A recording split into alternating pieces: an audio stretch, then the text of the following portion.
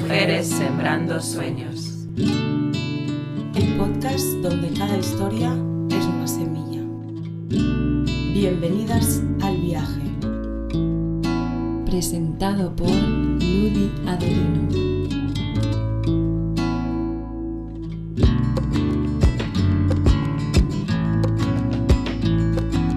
Bienvenidas a Mujeres Sembrando Sueños. El día de hoy vamos a conocer a Aline Bispo y Diana Roig, dos amigas oriundas del suburbio ferroviaria de Salvador que también comparten un camino profesional. Son turismólogas y profesoras de turismo en la Red Estatal de Educación Profesional de Salvador de Bahía. Aline es doctora y magistrada en Estado y Sociedad. Su trayectoria está marcada por el activismo social y el trabajo con comunidades tradicionales y territorios populares. Diana es humanista con énfasis en relaciones internacionales. Las dos son mujeres inspiradoras, así que conozcamos su historia.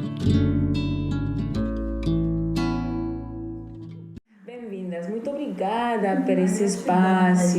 Obrigada. Como que vocês estão? Estou bem. Apesar do calor que faz nessa cidade, estamos muito bem.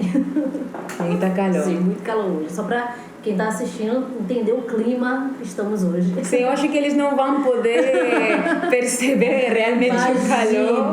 Mas sim, tem muita calor. Isso.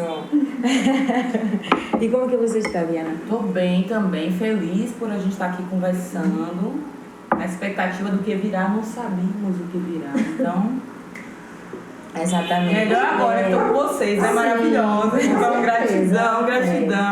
gratidão, cara. Esse espaço de construção e entre amigas também, a gente pode dizer. Isso também faz com que tudo flua melhor, a gente fica mais à vontade. Isso, exatamente. Eu apresentei vocês como turismólogas, maestras, administradora, em concreto humanista também. Eu sei que vocês fazem também muitas coisas. Então, vocês podem contextualizar um pouco sobre o que como que vocês se apresentam, como que vocês se consideram, o que vocês fazem. Aline, com a palavra. Obrigada pela gentileza. Então, para começar, agradeço pela apresentação e o convite, claro. E hoje, como eu me defino, né? Eu sou nascida e criada, como a gente diz aqui na Bahia, no subúrbio de Salvador, que é o local que a gente está aqui nesse momento. Eu sou filha e neta de agricultores, de pescadores, feirantes, porque é importante também a gente entender as nossas origens, isso é algo importante. E ao longo da vida, né, fui construindo também essa trajetória, além desse ambiente social e familiar, mas também na esfera acadêmica, como administradora, como turismóloga. Por acaso, não foi algo pensado, me tornei professora, né? E hoje eu atuo como professora, já tenho alguns anos, de cursos de nível médio, profissionalizante, na área de turismo. Então, eu trabalho tanto com adolescentes, jovens e adultos. Então, e somos voluntárias, né, na Rede Batuque, Turismo Comunitário da Bahia, que eu acredito hoje que é um resultado dessa trajetória de vida e profissional. Então, como uma pessoa nascida no subúrbio, com essas origens, e aí isso foi a forma de conciliar esses dois mundos, que é esse mundo da onde eu venho e para onde eu tenho caminhado, que é a universidade. Nossa, que bom. E em que momento você achou, sentiu, né, que o que você estava fazendo com o turismo, com tudo isso, é o que você quer fazer? Essa trajetória, eu sempre costumo falar sobre isso, inclusive em sala de aula dos meus alunos, é que a gente que vem desse lugar social, né, a gente sempre está pensando na nossa sobrevivência. Então, a escolha pelo turismo foi em função de duas questões-chave. Uma era que eu buscava alguma forma de empregabilidade, de emprego que pudesse me dar maiores perspectivas, né, dessa sobrevivência, e a outra pensando em questões que me motivariam a seguir. Então, história, geografia, língua estrangeira, coisas que me incentivavam. Mas o momento que eu entendi que esse era um caminho, né, porque depois de fazer o curso, inclusive, eu deixei de trabalhar na área de turismo, porque acaba sendo também que é uma área que ela tem muita precarização do trabalho, tem uma série de questões que ainda precisam ser trabalhadas. E aí, tempos depois, a gente, por esses caminhos, a gente sempre esteve muito ligada ao movimento social, e essa é uma trajetória em grande parte compartilhada, né? Eu vou falar um pouco mais sobre isso. Porque a gente sempre esteve, de certa forma, atuando próximo ao movimento social, e aí esse turismo se apresenta pra gente de uma outra forma, que não era esse turismo que a gente via e se reconhecia, que era o turismo convencional. Desde a faculdade a gente já foi buscando atuar em uma outra área que a gente tivesse mais afinidade dentro do turismo, mas a partir do momento que a gente começa a trabalhar com o turismo sustentável, começa a trabalhar com as comunidades, algumas que a gente já conhecia da nossa trajetória pessoal, é que eu entendo que esse era uma área, uma forma de contribuir também com algo que a gente acredita. Totalmente. Nisso. Totalmente certo. Acho também a mesma coisa. E como que vocês se conheceram? Na verdade tá tudo intercruzado, né? Eu vou me colocar aqui no lugar da encruzilhada, porque na encruzilhada, por essa pergunta, né, que como a gente se conheceu, que é encruzilha com que a Aline respondeu, que tem a ver com o vínculo com a universidade. A gente se conheceu especificamente na universidade. No dia da matrícula. No dia da matrícula, né? Então faz muito tempo, imagino. Foi a nossa primeira graduação em comum, né? E foi 2000. Esse ano completa 20 anos. 20 anos. Nossa, faz 20 anos, então sim. É uma vida inteira. Claro. E aí a gente se conheceu na universidade, então eu com uma trajetória similar de Aline, porém eu fui mãe adolescente, então eu engravidei com 15, tive minha filha com 16. Também sou moradora do subúrbio, né, aqui no bairro de Plataforma, onde a gente está agora. E me parece, olhando um pouco para o passado, que eu sempre tive uma visão um pouco crítica das coisas. Então, quando a gente entra na universidade, a gente já se encontra na matrícula, e aí, depois disso, a gente tem algumas, vamos dizer assim, sincronicidades. Que estão, por exemplo, em olhar, abrir um mapa, que é um mapa turístico. Você está numa academia, você abre um mapa turístico e aí você não vê determinados pontos locais situados no mapa, que é de onde a gente reside, no subúrbio. Então começa imediatamente as interrogações, né? Por que a gente não está no mapa? O que está acontecendo, né? Por quê? Então, aí eu acredito que esse, pra mim pelo menos, essa foi o primeiro start, assim, dentro da universidade, na compreensão enquanto pessoa, na compreensão enquanto uma pessoa da classe trabalhadora, uma pessoa que vem de uma família, que é uma família, vamos dizer assim, semi-estruturada, não posso dizer estruturada, mas com pais e mães formados com ensino médio, né, e com a valorização da educação. Então isso acho que foi meu privilégio, né, de chegar com muitas dificuldades por ser mãe adolescente, por estar na universidade, mas encontrar isso, ter isso anteriormente. E daí a gente se encontra, aí foi um encontro de lugares, né? Um encontro de lugares. Eu acho que também um encontro de trajetórias, assim, tanto de trajetórias passadas como de futuras, né? Da gente caminhar muitas vezes, não só na esfera profissional, na esfera profissional a gente sempre tem realmente caminhado paralelo, assim, e às vezes uma levando a outra, né? Mas também de trajetórias pessoais, as reformas da casa de uma, né? Isso, aí a gente faz uma irmandade, né? Isso, desencadeia uma amizade, né? Mais uma família, você tá no meu grupo de família. Mas é isso. Que horror, gente, mais um grupo pra gerir. Mas é isso, isso, assim, porque os nossos projetos de vida, eles tinham um diálogo, né? E ainda tem. Nossas realidades, isso, né? Nossa trajetória. Exatamente. O feminino em contato. Verdade. Então, apesar de não se falar de idades, mas de Aline ser mais nova, 6 anos de diferença. 6 anos de diferença. 5 anos de diferença. A idade, acho que não. Se a idade não importa no amor, tampouco. Isso é a coisa, porque também às vezes a diferença da idade até às vezes é uma coisa boa, porque são diferentes perspectivas que encaixam, ou que se complementam, seja na amizade, seja no amor, então é assim. E uma coisa, Lud, importante, que é assim, tipo, falando nessa correlação com idade, essa coisa do etarismo que a gente está nos últimos tempos, né?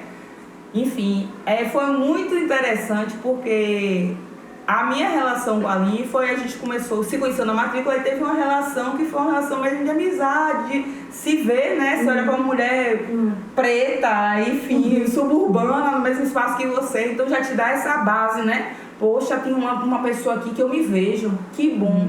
Então, refletindo agora, eu consigo ver isso. Mas mais do que isso, né? O quanto eu aprendi lá atrás com a Aline, que eu chego na universidade, eu não sabia, tipo, 2 deficiências básicas que eu tinha, que quando eu ingressei no curso de turismo, que era, eu não tinha nem e-mail, eu não tinha computador, eu não sabia nem digitar. E aí, essa... Aí eu vou chorar, né? Não começa não, você começa a chorar, o paixão vai acabar aí. Não. Pausa. Se chorarmos todas, isso. Vai desabar. Não, mas seja. Porque assim, eu sou manteiga. Pra algumas coisas, eu sou manteiga derretida, mas enfim. Aí é essa pessoa que, tipo, com a idade que tem, a paciência, né? E vai, não bora fazer. Né? E aí, tipo, várias coisas de lá, desde isso. Então aí foi o primeiro e-mail. Aí um apoio para, tipo, adquirir o primeiro computador, para adquirir a primeira rede social. Graças a Deus, tô livre. Eu não sabia o que era, eu não sabia a diferença entre o e-mail e o site. Então aí é ela que vinha, bora fazer. Ela já tinha um computador na época, então bora fazer. Eu ia pra casa dela fazer os trabalhos. E depois o inglês, que aí, tipo, o inglês eu tinha, nossa, uma dificuldade. Eu me lembro que eu brincava, né, que eu sou uma pessoa da leotria, e eu disse assim, eu vou pular essa janela, eu vou saltar dessa janela aqui era do primeiro andar pra baixo. E aí o professor tinha um livro, aí eu falei, vou saltar dessa janela, eu ficava rindo. Eu era tão chata, eu sou chata, mas tá tudo bem, adoro ser chata, não tem problema com isso. Mas aí eu ficava, isso aqui é o quê? Essa pergunta. E ela sempre com aquela paciência, né? Aí, não, isso aqui é isso, então, tipo... É uma irmandade, né? E aí, tipo, talvez, se não fosse ela... Assim como você também, em muitos momentos esteve lá. Porque, e aí, Diana sempre me fala isso a partir desse ponto de vista, que me fortalece... Pela amizade, pela irmandade. E que me fortalece muito. Mas essa sempre foi uma relação assim, de uma troca muito espontânea. Não era troca do tipo, tô te dando isso, tem que me dar alguma troca. A coisa sempre foi muito fluida, sempre muito espontânea. E continua sendo, felizmente. De irmandade, né? Com a coisa de... E aí eu brinco hoje com ela que, tipo... porque a gente precisa falar desses pontos que você traz, eu acho interessante, porque pra mim toca em 2 coisas.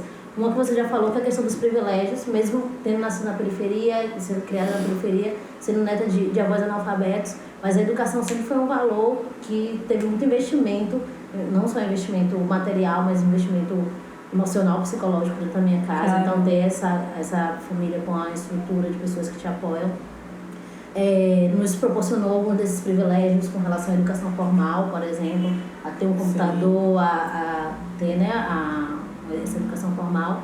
E aí eu acho, hoje eu falo isso de forma consciente, mas é um pouco do que a Diana está falando aí, que a gente tem que retribuir isso para o mundo, quando a gente, né, tem. E aí eu acho que eu sempre fui orientada de certa forma por isso, porque isso de ouvir os meus pais, os meus avós falarem, tipo, olha, que eles não tiveram isso e que a gente era o projeto, os sonhos, né, dos nossos ancestrais.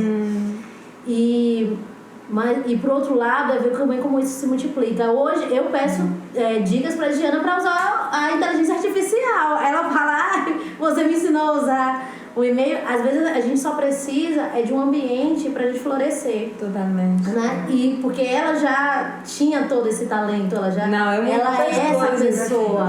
E além assim, você quer se apresentar, o que você faz, porque eu apresentei assim, mas eu acho que é melhor cada um eu tenho similar, né? A gente tem a mesma formação, moradoras do subúrbio, mulheres negras, com um vínculo que eu digo que é o vínculo da encruzilhada, que a gente transita muito, estamos entre lugares. Aí eu me tornei turismóloga, depois eu migrei para o curso de humanidades, aí me tornei humanista. Aí eu migrei para o curso de administração, que é um curso de graduação que eu estou concluindo em 2025. E antes disso eu me tornei mestra também em administração. Há 10 anos eu trabalho com um projeto de economia solidária que desenvolve manifestações culturais, manifestações artísticas, projetos de economia social, que compreende economia plural, né, vinculados à economia solidária. Sempre aqui no Salvador? Não. Esse projeto é via universidade, que é via a ITES, que é a Incubadora Tecnológica de Economia Solidária e Gestão do Desenvolvimento Territorial, que é uma instituição que eu amo muito e tenho muita gratidão também, que me acolheu dentro da Universidade de Administração na UFBA. E através da ITES, né, eu fui convidada para participar de um projeto que é da ITES, que ocorre na comunidade de Matarandiba, que fica na ilha de Itaparica, no município de Veracruz. E aí lá a gente tem eu dou esse suporte técnico, então lá eu aprendi muito também, a gente desenvolveu juntos, deu prosseguimento às atividades deles. E aí tem um grande start, né, que é vamos dizer assim, a possibilidade de trabalhar com o turismo comunitário do início. Então, aliado às críticas que eu já fazia, as reflexões que eu já tinha na universidade, de lugar invisível, de estar invisibilizado, de não ser visto, não ser reconhecido em determinados espaços. Então, eu vou para lá e eu vejo pessoas fazendo coisas através desse trabalho. Então, foi um lugar também que potencializou eu ter, né, esse perfil de assessora, de assessoria em projetos, de técnica, acompanhar, né? Isso, que é bem importante também. Sim. Porque às vezes é o que uma pessoa precisa, né? E isso me faz pensar que vocês são professoras e maestras também. É uma forma, eu acho, maravilhosa de transmitir essa paixão para os outros jovens também que tem, não sei se é o mesmo sonho, mas vai para o mesmo caminho. Mas também acho que é bem desafiante isso, trabalhar com pessoas, com jovens, até adultas também, né? Às vezes, porque pode ser difícil, às vezes podem ter uma resistência e nem sabem.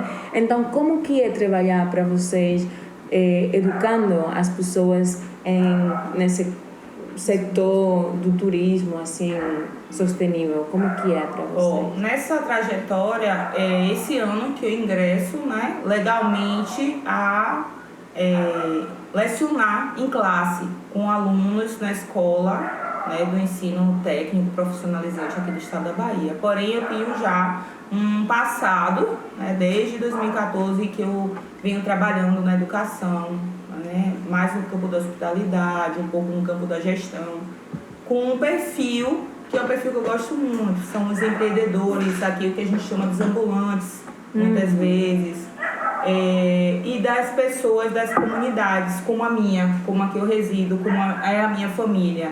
Então, às vezes as pessoas até brincam com a gente, dizem assim, vocês sabem falar a nossa língua. Então, essa coisa de estar na encruzilhada é isso, a gente está na academia, a gente sabe falar academiquez. Precisar, a gente fala academiquez. Gostei da expressão, gostei. Eu falo dionês, né? Eu falo dionês, exatamente, então a gente sabe, e a gente só entende isso, que assim, a nossa fala comum, coloquial na universidade, às vezes vista como militância, que é a forma como a gente fala, né, na academia. E aí você tem que regular isso. E aí quando a gente vem para os iguais a gente, aí tem esse, né, os nossos pares, a gente tem esse outro, consegue fazer essa tradução. Tradução é o que Robbins, né, chama de tradução. E a tradução e a visibilização, porque a gente identifica que tipo, muitas coisas que estão na academia já estão nas nossas comunidades. Já está na ancestralidade, já está nos modos de vida, no modo de ser e fazer do nosso povo. Então, mas está com outro nome ali, e aí, enfim, aí a gente faz essa... Chega nessa encruzilhada comum e a gente consegue comunicar. Nossa, a gente está fazendo um trabalho de romper as barreiras, porque não é outra coisa diferente, só que é a mesma coisa, mas eu falo assim... Às vezes com nome diferente. Com nome diferente, exatamente. então isso cria às vezes confusão, barreiras, então também acho que dá para fazer esse trabalho. Pra mim, como eu falo, assim, nunca imaginei em nenhum dos planos da minha vida ser professora de escola pública e estar ali com adolescente em sala de aula. Mas com certeza foi uma das melhores coisas que já me aconteceu até hoje. E aí, tanto a gente tem esse trabalho, né, de educacional, tanto com as comunidades, como esse trabalho que desde 2018 eu faço na escola pública. E para mim é muito satisfatório trabalhar em escola pública com todos os desafios, né? Também com as comunidades, com todos os desafios. Tudo é muito mais difícil em termos de infraestrutura, em termos, às vezes, da gente brigar para fazer o nosso trabalho, mas a gente tem muita recompensa no trabalho que a gente faz, no trabalho em si. Então, quando as pessoas falam, ah, que legal, vocês falam a língua da gente. Então, saber que a gente está ali comunicando, né, com essas pessoas e estimulando que elas se comuniquem também, né, é gratificante. No outro dia, uma aluna que mora também na periferia chegou e falou, professora, eu gosto muito de assistir sua aula, enfim, porque eu me vejo na senhora.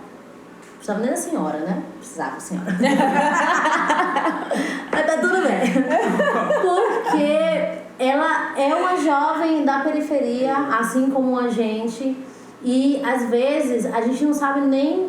A gente nem sonha com determinados espaços, porque a gente não sabe nem que ele existe. Sim. Não é? Quando a gente entrou na universidade, eu não sabia nem o que era a universidade. Não sabia como é que era o sistema de universidade. E jamais imaginei fazer uma pós-graduação, porque eu não sabia nem que existia mestrado, doutorado, ou seja lá o que for. E quando a gente terminou, não vou fazer, porque esse não é o meu mundo. Mas a gente confia nos caminhos, né? Sim. A gente sabe que os caminhos, eles são sábios. E aí, essa trajetória foi levando a gente para outros lugares. E hoje é muito... Eu acho que é muito feliz mesmo estar nessa encruzilhada que a Diana, né, tanto fala. Eu realmente acredito que a encruzilhada pode ser uma coisa boa, porque ela te dá possibilidades. Sim. Não é? Encontros e possibilidades. Aí a encruzilhada é encontro, não é verdade? E essa possibilidade, inclusive, de inspirar, né, outras pessoas que são extremamente talentosas também, mas que vivem numa realidade que às vezes não lhes é permitido sonhar. E trazer um pouco disso. E eu nunca sei, na verdade, quem é que está ensinando, quem é que está aprendendo. Porque o tanto que eu aprendo, né, nesses contatos, seja com as pessoas nas comunidades, seja... É recíproco, né? É muito recíproco. Tanto que eu falo assim, que esse processo, essa trajetória, tanto junto com o movimento social, tanto o próprio processo da formação, né, agora no doutorado, até chegar agora no doutorado, foi um processo muito também de autoconhecimento, de me reconhecer como essa mulher preta da periferia, afro-indígena, né? Também já é outra questão, né? O afro-indígena pra gente. E aí tudo isso foi me fazendo enxergar cada vez mais, porque quando eu chego na comunidade de Matarandiba, que é uma comunidade pesqueira, e aí a gente começa a falar sobre o movimento da maré, enfim, eu falo disso porque o meu pai é pescador, porque eu venho de uma família de pescadores, então essa é uma linguagem comum. Se a gente chega na comunidade de Alagados e começa a falar sobre as questões sociais, porque a gente está no mesmo território, então a gente vai entendendo que lugar é esse, né, que a gente está e que a gente transita, e qual o papel da gente também dentro dessa história. Vocês... Só uma coisa assim, que a Aline traz isso, que eu, tipo, um outro aprendizado, né? Tipo, o quanto eu tenho aprendido com a Aline. que ela fazendo essa reflexão agora na tese dela, tá terminando a tese, e aí ela faz essa reflexão, né, de olhar para a trajetória dela, de onde ela vinha ontologicamente, o que ela está construindo, e ela fala assim, agora faz sentido porque eu conheço tanto dessa linguagem. Meus pais são pescadores, eu vim dessa origem do contato com a terra. Imediatamente isso me fez repensar a minha criação. Então eu tinha um pai que cultivava todos os terrenos que tinha aqui nas redondezas, tipo há 20 anos atrás. Isso porque ele é migrante, né? A família dele foi migrante, saiu do Nordeste, foi para o Paraná. E aí ele vem para a Bahia, porque ele ia ser padre, ia assumir a igreja, ele conhece minha mãe, enfim, uma trajetória longa, entre outras coisas. E aí esse contato com a terra, de conhecer as ervas, né? E o apreço pela terra, o comer do que vem da terra, em ter tipo acerola, em ter café, mandioca em casa, quiabo, sabe? Que era cultivado, feijão, guandu. E aí e a gente fica assim, e aí é uma coisa muito rural, assim, que tem, né? E aí eu vejo isso na transformação, tipo, quando a Aline traz as memórias dela, tipo, do pai, que era pescador, que conhecia da terra, virou metalúrgico, virou metalúrgico, mas continua exercendo esse caminho. Meu pai também, que trabalhava, eu ia trabalhar, a gente até hoje ainda fala, sempre vai para uma cidade, né? Você vê a noção do subúrbio, de afastamento, como se fosse um outro território. Você fala, quando você vai para a cidade, meu pai ia para a cidade trabalhar. Aí trabalhava no Neopop e vinha, e aos finais de semana, tempo vago, ele cultivava a terra. Então isso fez ressurgir, né? Falar, vamos olhar para esse passado, né? Vamos olhar não só para essa ancestralidade que está mais atrás da gente, que a gente sabe, né? Sabe pouco, mas sabe, tem uma orientação dessa ancestralidade do povo negro, do povo da resistência, do povo indígena. E visibilizar no que está próximo ali, que a gente, poxa, aí fica assim, nossa, quão rico é essa minha formação e quão invisibilizado foi de minha parte não ver isso, né? Eu não vi às vezes, né, o amor. Meu pai ele só existia o amor dele pela terra, no cultivar, no colher. Era uma mão boa, né? Um grifinge, como o povo diz. E aí hoje eu olho para isso e eu falo, poxa, eu queria ter aprendido mais, né, sobre a terra, queria ter aprendido mais a cultivar. E vocês são conscientes da transformação e do movimento social que vocês estão envolvidas? Sim. Vocês estão conscientes disso? Felizmente. É isso. Porque às vezes pesa, né? Porque às vezes pesa. Por quê? Porque pesa, porque a luta. Eu vou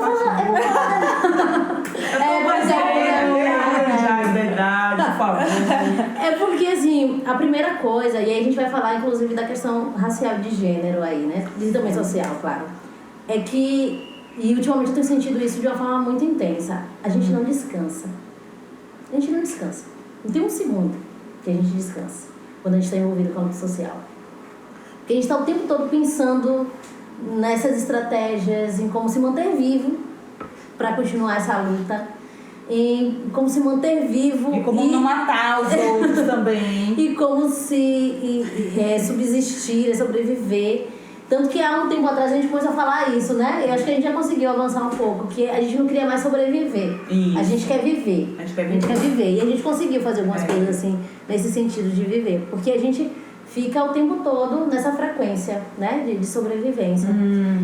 E aí a luta, a gente não tira férias da luta. A gente estava falando isso até antes de você chegar, que dentro, né, desse movimento que a gente está, desse coletivo, tem hora que a gente fala assim, não, agora eu preciso de um tempo, agora eu tenho menos de 30 dias para terminar de escrever minha tese. Não quero falar sobre isso, senão eu vou começar a tremer meu olho. E aí, tipo, eu nesse momento não posso estar no mesmo ritmo de envolvimento com a luta social, porque eu tenho isso que é parte também da luta social. Totalmente. Mas que é uma coisa que depende de mim exclusivamente para terminar de ser feito. Ainda assim, a gente não consegue tirar férias. A gente não tem férias. Sim. Então a gente está o tempo todo e as coisas acontecem, aparecem e a gente precisa de algum modo se envolver nisso. E aí, tipo, não existe, pra gente que vem desse lugar, não existe ano sabático, não existe nada desse tipo, porque... Não existe férias. E não é só na esfera profissional, porque se não é o profissional, são as demandas de família, né? Isso é muito um papel da mulher negra, né? O contexto mesmo, né? A gente tá o tempo todo com demandas, né? Que de cuidado, esse cuidado, a gente precisa ter muito cuidado com o cuidado, né?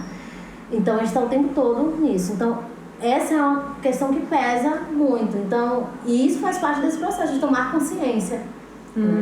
Então, por um lado, para mim é muito bom tomar consciência, assim, para mim como um todo. E eu me considero uma pessoa muito consciente, desde o consciente do meu corpo até das coisas que acontecem ao meu redor. Mas, por outro lado, essa consciência ela tem um preço, né? E o preço é esse, assim, entender qual é esse seu papel e o que é que ele demanda de você. E o preço Pode falar às umas vezes é coisas, alto, né? Ai, gente, eu sou a pessoa da parte chata. É porque assim, eu tô vindo de um cansaço, então eu tô num cansaço que eu tenho a consciência, o start, em algumas dimensões de consciência, outras eu não tenho, não vou alcançar talvez. Mas assim, de olhar às vezes de um certo lugar e entender assim, que o que eu faço, que as minhas ações, a minha forma de pensar, o meu respeito ao outro, aos meus questionamentos, as nossas conversas, como essa aqui agora, tudo isso tá levando para um caminho que é um caminho que vai levar outras pessoas. Tem outras pessoas que estão vindo. Isso de comunidades que a gente trabalha, de pessoas que são nossas amigas, de que são nossos parentes, filhos, enfim, de nossos alunos. Mas também, por outro lado, é esse lugar que você não para. Então, às vezes, dá vontade, eu disse, eu não quero mais lutar. A minha vida, enquanto eu estiver viva, porque eu não faço compromisso com ninguém, tá?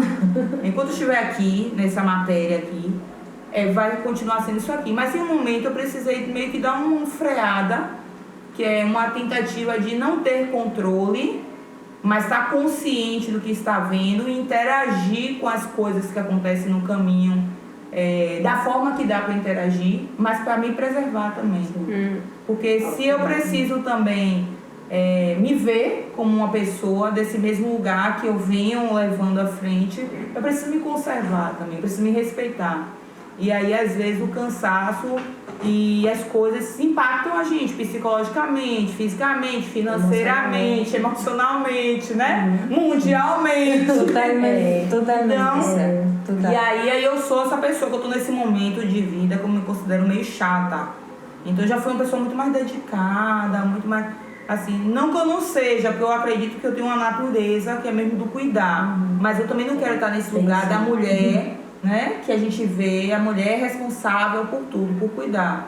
Então eu fui mãe adolescente, graças a Deus minha filha é uma filha que eu considero independente, né? Ela é independente, o que me dá um alívio, enfim, assim, muito, muito grande e me deixa muito feliz. Às vezes as pessoas perguntam, você não tá triste que Luana saiu de casa? Os vizinhos não entendem, né? Não me entendem. Eu criei ela pra isso. Eu criei ela pra isso. Pra ela ir para onde ela quiser, fazer o que ela quiser, né? Enfim, mas aí ao mesmo tempo vinha esse outro lado, né? Mas eu também quero estar numa situação legal. Eu não quero ser aquela pessoa, aquela mulher que foi a resistência, que foi o haste da bandeira e depois acabou na merda. Porque é o que a gente tem visto aí. Porque desgasta. Exatamente. Desgasta, você dá tudo, mas você precisa se cuidar, porque se você não está bem, não vai poder fazer nada. Exatamente. Então, e precisa receber um copo de suco da mão de vez em quando. O meu nível de carência é tão grande, eu falo, não, porque pra mim, quando a pessoa vem me dar um copo de suco, aí a Aline traz isso, né? Que a pessoa me dá um copo de suco, me serve alguma coisa. Eu fico num estado de gratidão tão grande, eu valorizo tanto esse trabalho, sabe? De uma comida pronta. Às vezes as pessoas não têm noção, uma comida pronta, uma comida... Aí um copo de suco, sabe uma pergunta? Sim. Porque eu tô sempre no outro lado. Tá sempre no lugar de servir. Tô no lugar de servir. E não lugar só de servir nessa sociedade que a gente tá capitalista, que foi escravocrata, que sugou o sangue dos nossos ancestrais para fazer dinheiro. Não, é nítido das nossas relações. Você é a pessoa que estudou, então você é a pessoa que os vizinhos vão bater na porta. com as mais diversas questões. E aí a nossa natureza humana não permite fechar. Claro, claro, claro. Você é a pessoa que a sua família vai buscar quando vai precisar de alguma coisa, porque você estudou. Você estudou, então você sabe. Então aí você vai acumulando essas coisas. E quando você. Aí esse lugar de estar na encruzilhada é justamente isso. E aí vem o contexto, né, da idade. Aí chega um momento que eu acho que aí né, falando. Aí chega um momento que eu digo, não, vou dar uma segurada. Não nem freada, eu vou dar uma segurada aqui pra olhar pra essa pessoa que tá aqui, né? E aí, a expressão, que eu não sei se é a melhor, não tem outra, trocar o pneu do carro, o carro andando. Que a gente não para. Nem que a gente queira parar, que coisas acontecem. Isso é uma coisa que acontece muito, né? Porque, sobretudo com as mulheres, né? Sim. Porque qual é o papel da mulher aqui nesse contexto agora aqui em Salvador, vocês que estão morando aqui, e também se o que a mulher está fazendo, o que vocês estão fazendo é um trabalho que vocês acham que as pessoas valorizam. Ainda precisa ser muito valorizado, mas bora lá. Salvador, Você né? ainda precisa ser muito mais valorado. Mas bora lá. Contexto, Salvador, né? Tem uma coisa que eu falo, assim, que pra mim é a maior falácia, a maior lenda vendida, que é a ideia da mulher ser sustentada. Eu, particularmente, creio que não conheço nenhuma mulher que seja sustentada por alguém. Sustentada assim, tipo, paga todas as suas contas, ela faz o que quiser, passa o dia inteiro fazendo suas escolhas. Eu, na minha realidade social... Pensa o que quiser, veste o que quiser, conversa com quem quiser. Mesmo não as existe. mulheres que são donas de casa e que não trabalham fora de casa, né? Que não são as que trazem a renda financeira, né, para dentro de casa, mas isso não significa que elas também não tenha a sua contribuição, não dê a sua contribuição. Na verdade, ela dá muitas vezes mais contribuições do que até quem traz essa renda financeira para dentro de casa. E aí existe nessa falsa ideia, mas o que eu vejo desde sempre e que a gente conhece também a partir de tudo que a gente já estudou, a gente conhece da realidade histórica e social de Salvador, é que as mulheres, elas sempre foram as chefes das famílias. Sim. E isso é uma coisa que eu inclusive falo para todas as minhas alunas. Se vocês quiserem ter um filho, porque sim, isso pode ser um projeto de vida, por que não, né? Mas façam esse projeto tendo em conta que vocês serão responsáveis por eles, porque de fato é. E eu falo isso sabendo que não é só a realidade de Salvador, né? Mas de outros lugares também. A sociedade que a gente vive ainda tem, né, essa conjuntura. É muito raro a gente ver num processo de que essas famílias, né, resolvam cada um seguir o seu caminho, que os homens sejam responsáveis pelas crianças. Ou que quando se cobra a responsabilidade, né, para uma criança, isso seja atribuído ao homem. E aí eu sei que a gente sonha em ter lares onde haja a participação de todos, em construir certas relações, muitas pessoas, né? Porque isso às vezes pode tornar, né, idealmente tornaria esse trabalho menos pesado. Porque o que eu acho é que é um trabalho muito pesado e que é um trabalho que é muito desvalorizado, desde o maternar, né, até o trabalho que a gente faz em outras esferas. Então, sim, a gente mesmo, e a gente fala muito isso, dentro do movimento social, que a gente tem toda uma luta por direitos em todas as esferas, a gente ainda precisa lidar com muitas situações que envolvem gênero e raça, onde a gente precisa validar o tempo todo a nossa competência, que o trabalho que a gente faz é tão bom quanto, ou que na hora do reconhecimento, que a gente fez todo o trabalho nos bastidores e quem recebe o reconhecimento não somos nós. Então, as minhas questões vão muito por aí. Enfim, pegando essa perspectiva, né? Eu, enfim, ultimamente estava fazendo essa reflexão, né? E aí eu me vendo também nesse cenário, né? Desse contexto que a Aline trouxe, e ao mesmo tempo com essa consciência que machuca às vezes, né? Eu sei que eu estou em alguns contextos desenvolvendo alguns papéis e às vezes, né? A resistência dos... Às vezes ela ressurge em mim, aí às vezes eu coloco uma fala, ou tem uma expressão que é tipo, olha, isso aqui é uma situação de preconceito, isso aqui é uma situação que a mulher está sendo subjugada, mas assim, é muito raro, que às vezes não dá tempo sempre de você estar pontuando isso, porque são muitas as questões. Às vezes está cansado. Às vezes você está cansado, é a mesma coisa. Então como se você precisasse estar atenta a todo momento. Exatamente. A todo momento. Inclusive nos relacionamentos. Meu último relacionamento, eu digo, tem coisas que eu não via, que você leva um tempo, 20 anos para você ver.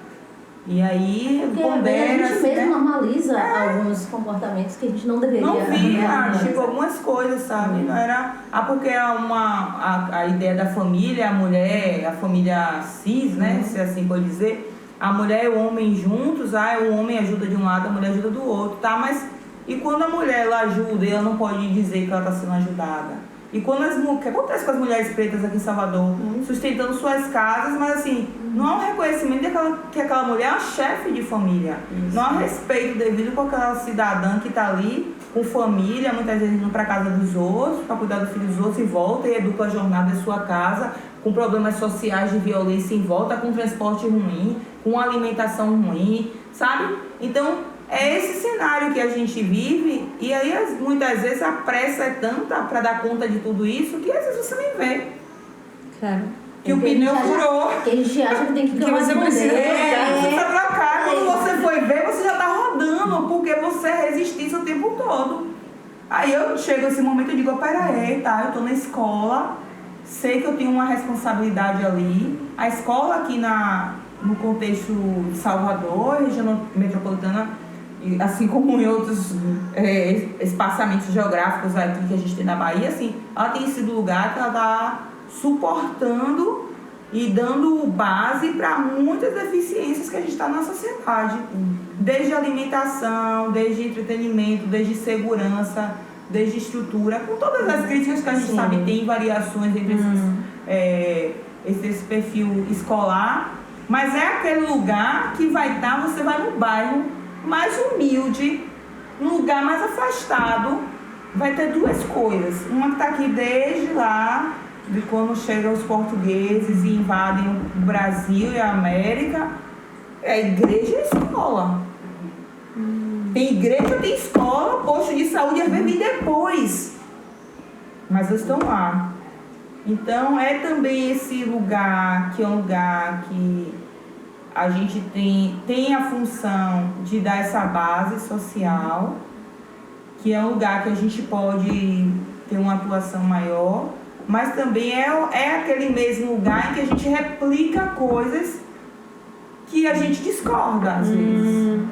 De uma forma inconsciente, né? Porque... Até porque às vezes tem uma romantização de umas coisas. Em Salvador, se a gente for falar, e se a gente for chegar, falar assim da história da cidade de Salvador, enfim, você vai ver que tem algumas mulheres que elas são bem representativas em várias esferas.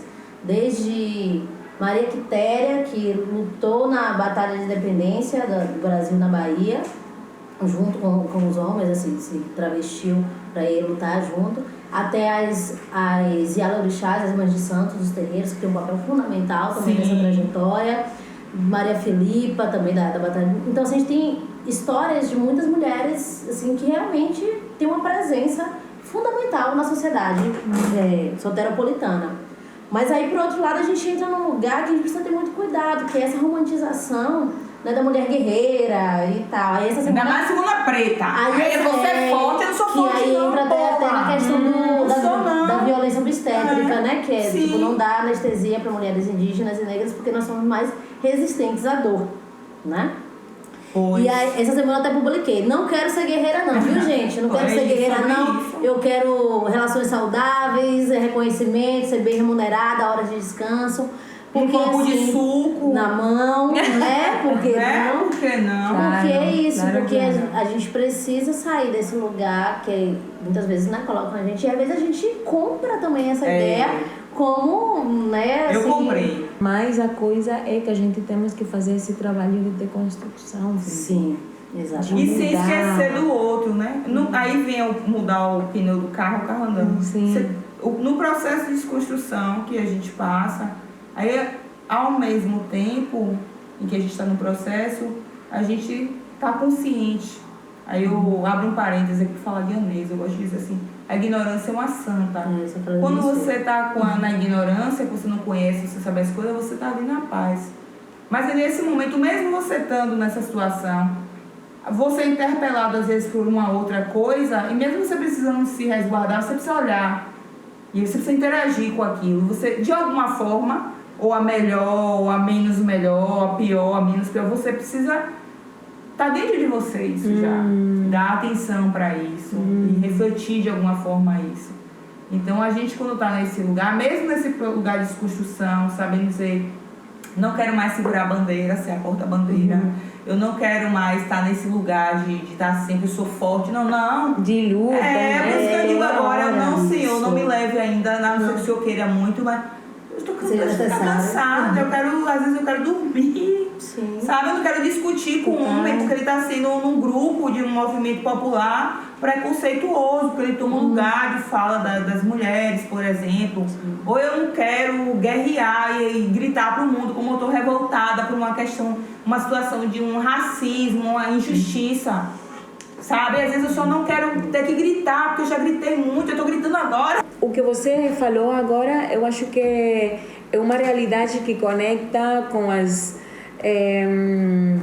os filmes, as séries assim que a gente viu. A nossa representação na televisão da mulher preta sendo chata, falando alto, combativa, assim, ó, bem como confrontando, não? Alguma situação, alguma pessoa, sempre nessa. E eu acho que sim, com orgulho, eu levo isso de falar assim, eu posso ser assim e eu sou assim, mas é porque forma parte da minha história que você não conhece e pode me representar dessa forma, mas se você olha de trás, que tem de uma mulher preta fazendo assim, gritando, é porque tem muitas coisas, muitas histórias de trás que você nem conhece. Sim. Então é assim, se a gente precisa gritar, vamos gritar. Se a gente precisa chorar, vamos chorar. Se a gente precisa falar o que a gente...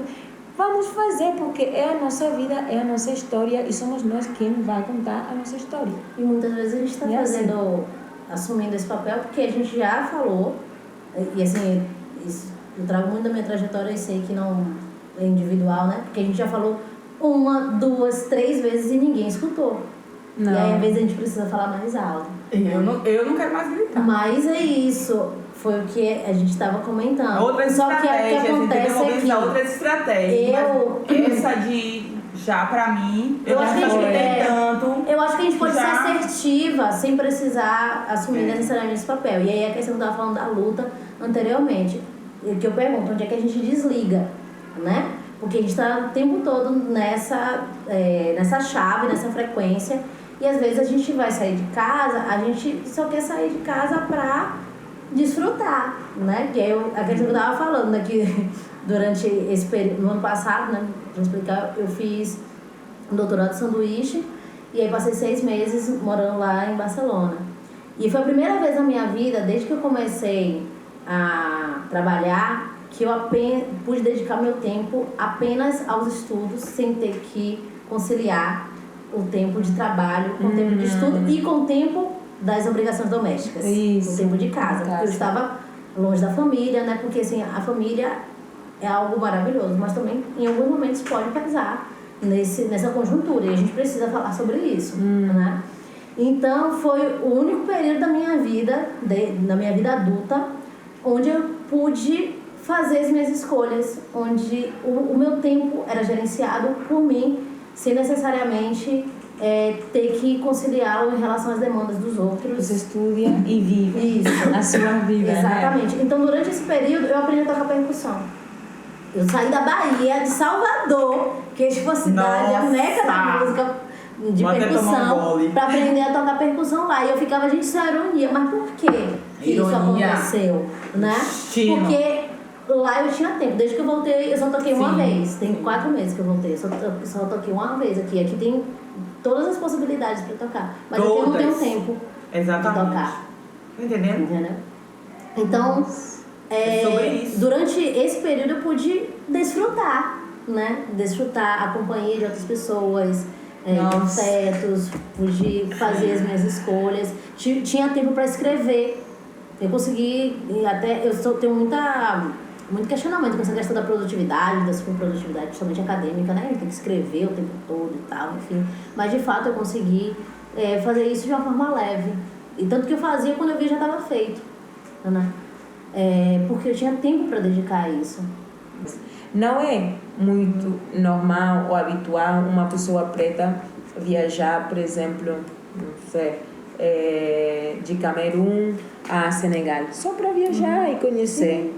Sim. Que é o que a gente aprende, né, da gente. Você reduziu de forma bastante clara a perspectiva do turismo comunitário, que é quando a gente olha, lógico, não invisibilizando o capitalismo do jeito que está, o turismo de massas, tudo isso, mas pelo contrário, olhando para esse turismo que está posto, tendo essa consciência que a gente tem, enquanto povos pretos, indígenas, comunidades tradicionais, periféricas, tal, e a gente olha e diz, olha, a gente tem isso aqui, se o jogo é esse aqui, que está posto aí, a gente tem isso aqui, mas a gente quer colocar as nossas regras.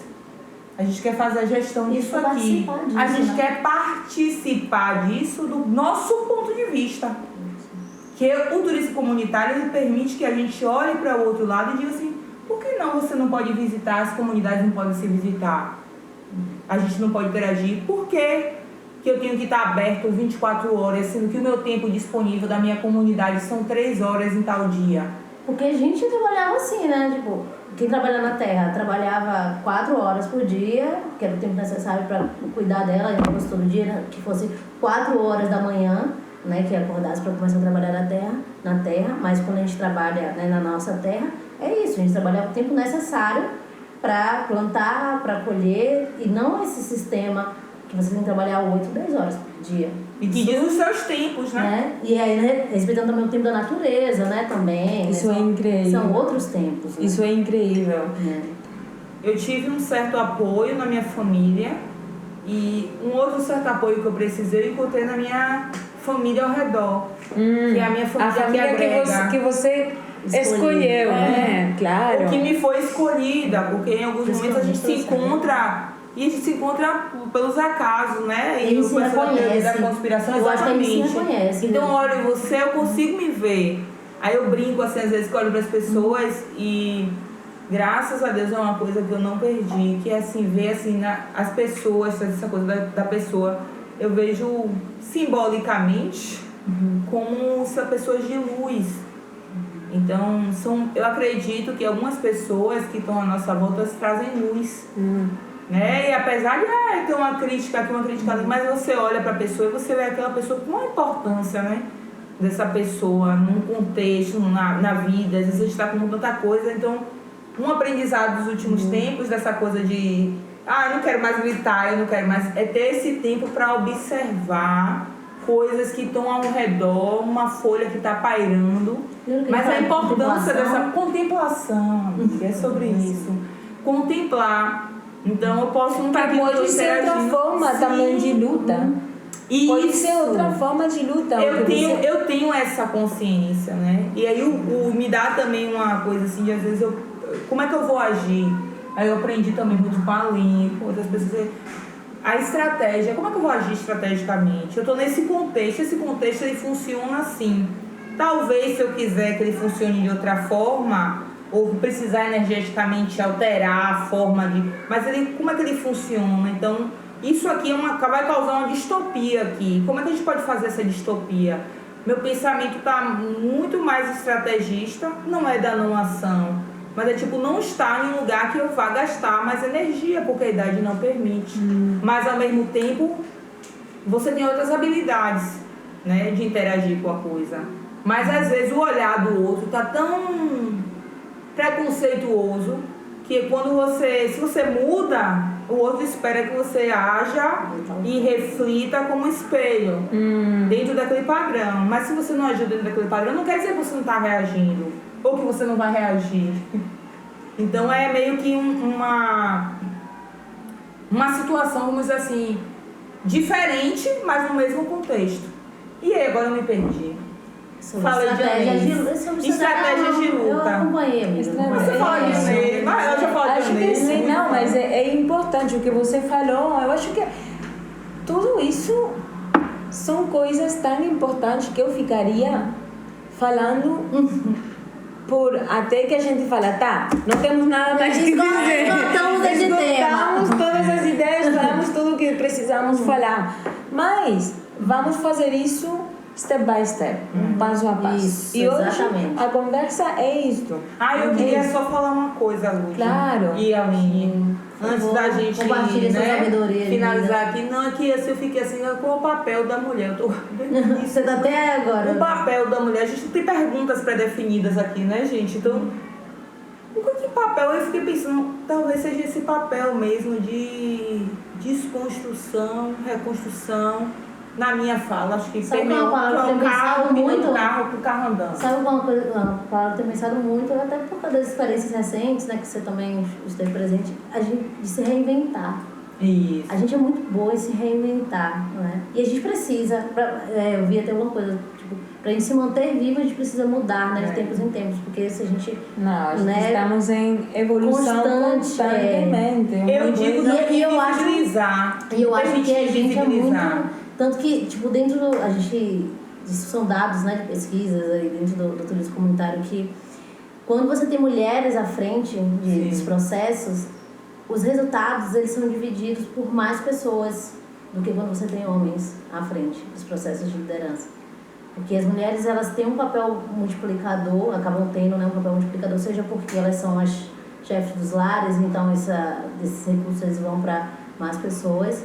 E a gente, infelizmente, ainda tem um papel, né, masculinidades, que eles estão muito centradas no indivíduo e não no coletivo, no contexto onde ele está envolvido. E aí eu já tenho muito tempo que eu venho falando isso, assim, nós mulheres, a gente ainda tem muito o que caminhar, né? Mas a gente também, se a gente olhar para trás, a gente percebe o quanto que a gente já transformou, né, da nossa realidade.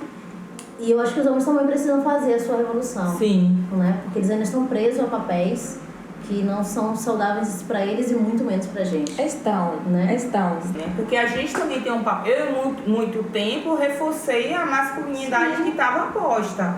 Então, tem esse caminhar da gente também, observando tudo isso que a gente conversa e tal, mas olhar quanto a gente atua, né? Consciente ou inconscientemente. Ou repetindo padrões. Exatamente, repetindo padrões, né? Exatamente. Que é sobre isso. Aí quando a gente vê alguma louca gritando ou alguma quieta, calada, a gente também olhar como pessoa, né? Olhar uma mulher como pessoa. E olhar aquele ser como não pessoa. sobre o papel que ela desempenha. O papel que ela desempenha. Qual é o conselho? O que você faria? O que você vai dizer para a Diana de 32 anos, por exemplo, porque eu sei que você tem 42 agora. Então, faz 10 anos atrás, também a mesma coisa para você, Aline.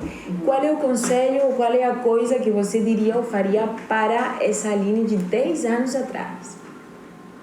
Não se desespere. Não se desespere. Por quê? Porque você se desesperou muitas vezes. Sim, porque a gente está nessa ilusão, né, de que a gente tem que controlar o tempo, que a gente tem que correr contra o tempo, chegar em determinados lugares. E mais ainda agora, né? Isso, de cumprir determinados papéis. E aí a gente deixa de aproveitar o caminho, muitas vezes, né? Celebrar o caminho. Você celebra, amiga. Eu tenho que celebrar. Eu tô tudo aprendendo. Inclusive, me lembra, vamos celebrar. Eu tava vindo no caminho pensando que eu fiz. A gente tá com a lista de celebrações pendentes. A gente não tá celebrando. Assim, hoje então pode ser um dia de celebração. Hoje pode ser um dia de celebração. Quanto aprendizado, nossa. Porque a gente fica tão... O que vocês vão celebrar? Uma coisa dessa lista que vocês podem compartilhar. Olha, a gente... Esse ano você começou a trabalhar com a educação formal, né? Com vontade de trabalho, essa é uma coisa. Eu não celebrei ainda meu mestrado. Você ainda não celebrou o seu mestrado. Nossa, eu não, duas coisas aí, Vá. A gente não celebrou A primeira e a segunda. Doutorado, depois de ter terminado, né? Consciente. Enfim, então assim, Nossa, a gente, às vezes a gente se concentra muito no que a gente tem que fazer. Mas a gente deixa de aproveitar dirigir a maravilha. Isso! Mas é isso. Eu tenho muitos sonhos com essa coisa de dirigir. Tá? E quando eu comecei a dirigir, eu tinha muito prazer em dirigir. Hoje eu tô em busca de retomar esse prazer. E eu acho que eu tô numa fase muito disso, de redescobrir os prazeres. E isso é uma coisa legal pra gente, que eu acho que é legal pra gente falar sobre mulheres, né? E mulheres pretas principalmente. Sim. Pretas, afro-indígenas, enfim. A gente precisa identificar e viver os nossos prazeres. Seja lá quais forem. Né? Cada um vai entender o que é, o que te dá prazer, o que te traz brilho nos olhos. Né? Então, seja a sua vida com a pessoa que você goste. Ano passado não, tem um pouco mais de um ano. Eu redescobri um prazer que estava ali e porque a gente, que seria parte do conselho, é também priorize você, né? E que tem a ver com essa história dos prazeres. Não se desespere e priorize você. E priorize você. E acredite no universo, por E favor. aí, eu gosto muito de andar de meu. bicicleta. E eu passei anos sem andar de bicicleta. Simplesmente passei anos sem andar de Se bicicleta. você gostava. Gostava. E aí eu tinha bicicleta em casa, até. Simplesmente não separava um tempo pra fazer isso. E aí eu peguei uma bicicleta dessas alugadas e eu vou daqui desse ponto A ao ponto B, que era um trecho, né, curto. E aí eu fui até um trecho e eu senti um prazer enorme naquele momento, que eu fui até o final do trajeto. Eu atravessei a cidade andando de bicicleta. E eu não posso mais parar de fazer isso, porque isso é algo que me faz bem. Então, às vezes, a gente deixa de fazer algo que faz a gente bem, porque a gente tem tantas obrigações que a gente está focado só nas responsabilidades. Mas isso, nosso bem-estar também é uma responsabilidade. Nossa, a vida adulta não é fácil, né? Não é. Tem tanta Tem que ser um manual, porque ele não faz um manual. Você se esquece. Esquece os seus prazeres. Então, eu tô numa fase que é isso, tipo, o que é que me dá prazer e vamos trabalhar para que a gente tenha mais momentos de prazer. Isso. Que bom. Desfrutar. Desfrutar. Para mim, essa palavra, redescobrir essa palavra é muito bom. Que bueno. Enfim. E você, Diana, qual é o conselho que você daria O conselho pra... é continue, confie. É que eu olho, tipo, para 10 anos atrás, eu digo continue. Se você puder, em alguns momentos, acelere um pouquinho, mas continue e confie. Vá afirmando os passos. Dá tudo certo, o universo está com você. Caramba. Aí esse conselho que eu olho para trás e digo, você não está só. Você é muitos. Entendeu? E é tipo, acho que, deixa eu ver, tipo, quase é um mantra meio que há um tempo eu tenho isso, né? Que eu tenho essa confiança e é tipo, não é uma confiança, é uma certeza. Poucas coisas eu tenho certeza, quase muito poucas certeza, assim, mas tipo, uma coisa que eu sei é que eu não tô só. Se eu tô aqui hoje sentada conversando com vocês, eu não estou só. Você não está e não vai estar. E tudo que... Uma coisa aconteceu. E é matéria, imaterial, que que às vezes é imaterial e a gente está falando de espiritualidade. Espiritualidade é sim religião, espiritualidade na sua conexão nata mesmo, com o que é na terra, com o chão, que sustenta a gente com o outro, um respeito ao outro. Aí você trouxe isso, né? Eu estava aqui, enfim, tentando me encontrar no caos entre a disputa entre religiões. Eu falei, como é que eu vou falar para esses meninos que a hospitalidade está além disso?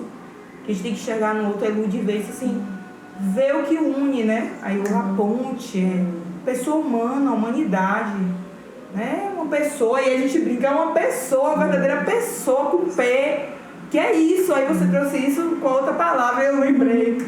Então é isso, a humanidade, o que é que nos é em comum?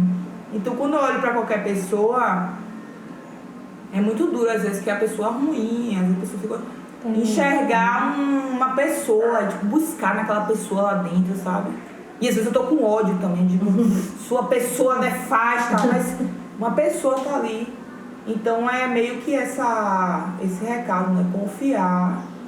Que eu não tô só. E eu não tô só, não quer dizer que eu tô só com matéria, não. Tem algo que eu não sei o que é, tá numa dimensão, como eu falei no início, que eu não enxergo todas as dimensões, infelizmente ou felizmente. Eu acho que ele não daria conta, não. Mas que tá ali, né? E é essa dimensão, essa energia que faz isso aqui, essas coisas assim acontecerem. Aí eu sou muito espiritualizada nisso. Não sei definir nem que nível, nem qualificar em que lugar, mas eu tenho essa confiança, essa crença. Fé. É isso. Fé.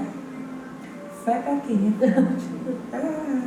Não sei. Eu vou entrar na próxima hora. Não tem eu gostei. Como assim? Eu não sei tocar. Vou ter que fazer uma coisa fora pra poder tocar. Vamos tocar, sim. Reza a lenda que ela ia me Vamos tocar, ensinar. porque a gente Vamos tem tocar. coisas para celebrar hoje, Sim, né? com certeza. Temos coisas muito... Nossa. Inclusive esse encontro. Sim, meninas, muito obrigada. Eu gostei muito dessa conversa. Sim. Eu sempre falo, não, vou chorar. Eu quase consegui.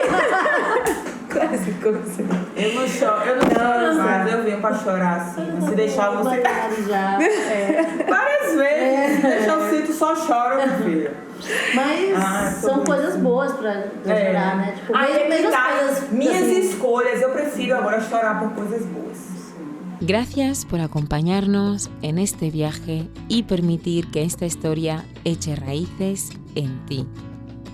Recuerda que cada sueño sembrado hoy es el cambio del mañana. Encuéntranos y suscríbete en YouTube, Spotify, Apple Podcast, eBooks o en tu plataforma de podcast favorita.